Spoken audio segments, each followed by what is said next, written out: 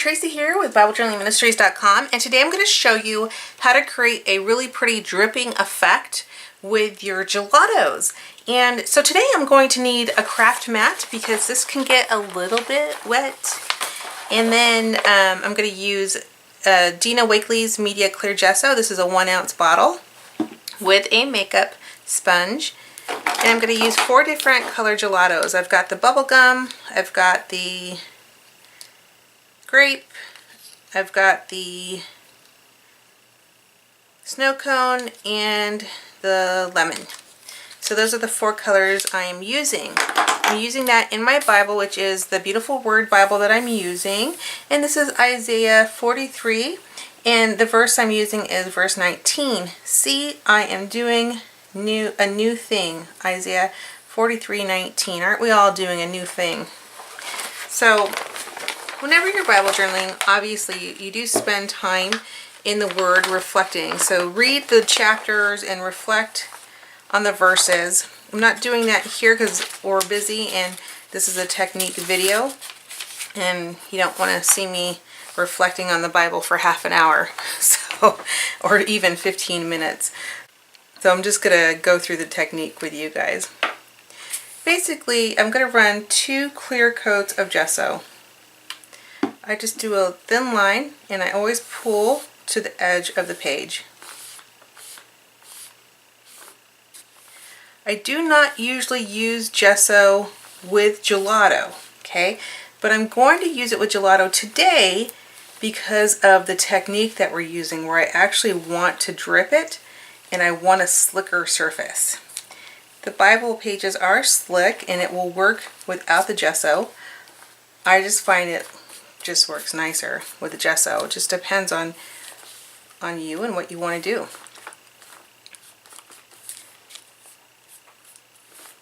The gesso, for those of you who aren't familiar with it, it's just a protection. It adds like a layer of protection to your Bible page.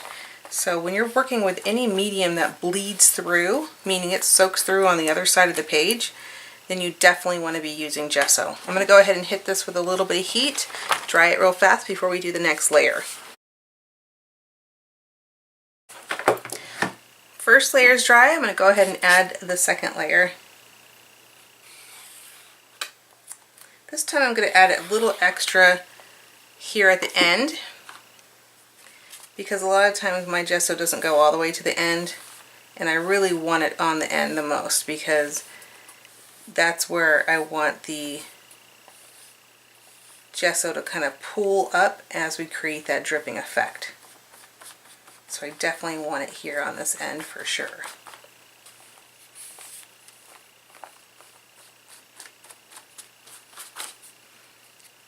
All right, let's heat it up.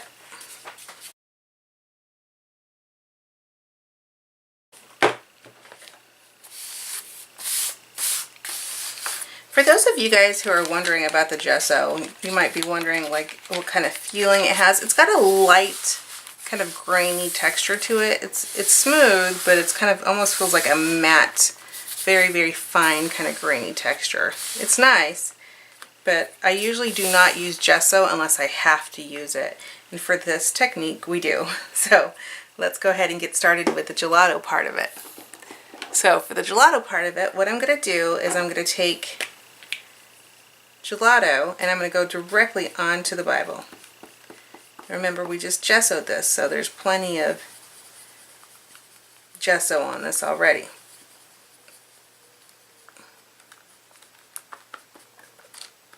And I'm going to just add some here up to the top on each of these. A little bit of blue, because I know that the yellow and the blue are going to come together and make the green. You just want to be careful with your colors and mixing them. You want to make sure you know what you're going to get if you mix them together. You don't want to create mud if you can avoid it. The yellow and the blue, and the pink and the blue make a purple, which is gorgeous as well.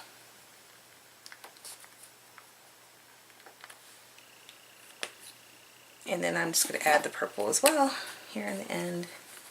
Whoa, that's dark. Hopefully that comes out a little bit.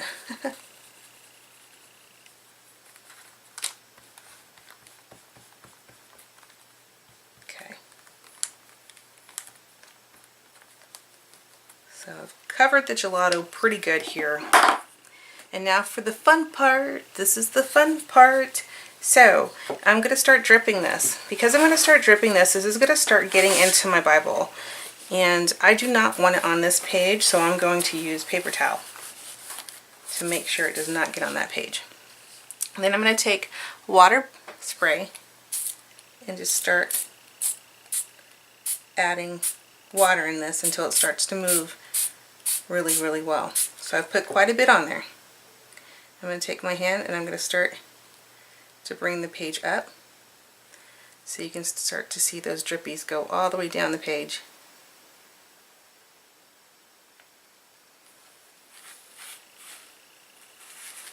You can see that paper towel's gonna, whoops, it's gonna get some of it.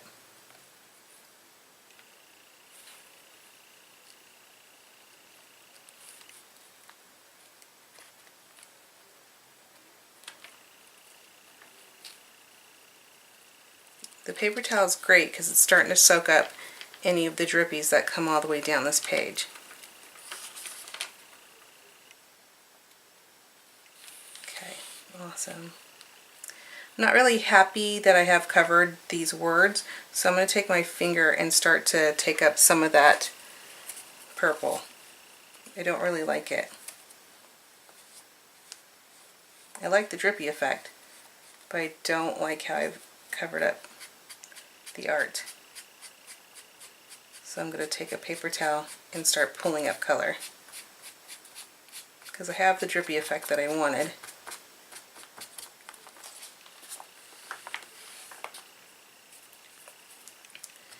And then I'm going to wet it a little bit more. See if I can't get that color to kind of move a little bit more down.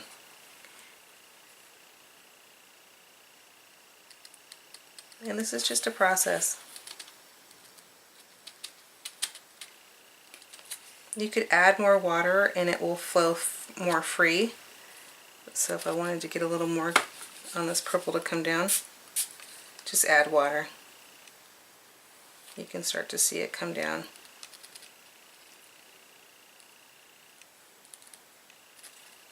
Okay. Now the next part is really just based on your preference and what you want to see happen in your design.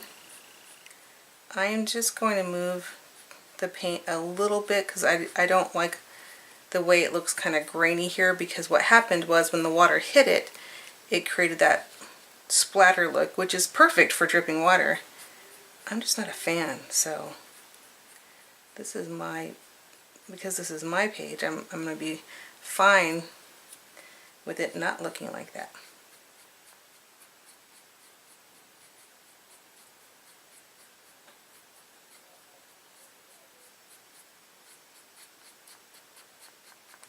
Okay. And now I'm going to go ahead and dry this. Now another thing you can do is take your heat gun and move the drippies as well. So you don't have to do like I do, is just kind of let it run down the page. You can literally take your heat gun and spray that water.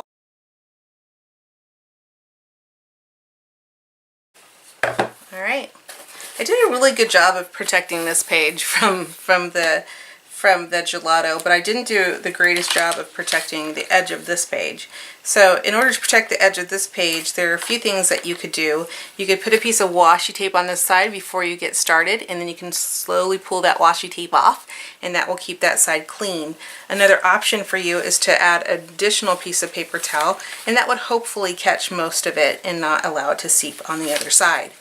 I'm not too worried about it because what I'll probably do is paint on this side anyways, and I'll just incorporate the color if I need to, or if I want to, I can add some white gesso on the back of this and cover it right up. So it's not a big deal, and I have a ton of fun with all of my Bible journaling, and so any mess that I create, I always feel like it's just the start of the next piece of art. So I hope that this video was helpful to you, and I'd love to see your drippy marks. So let us know how it's going and come visit us on BibleJournalingMinistries.com. Thanks, have a great day. Bye.